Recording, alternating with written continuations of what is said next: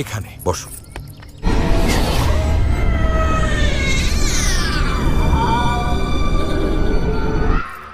ভূতের বাড়ি মনে করি দত্ত বাড়িতে এখন আর কেউ আসে না, একদম না, এখনো পর্যন্ত আসে না। একদম ঠিক, একদম ঠিক, এভাবে থাকো। পাকটাকে একটু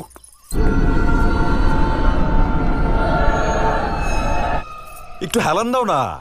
আর কত হেলান দিব? তুমি তোলো তো, Please. তোলো তুমি। একটু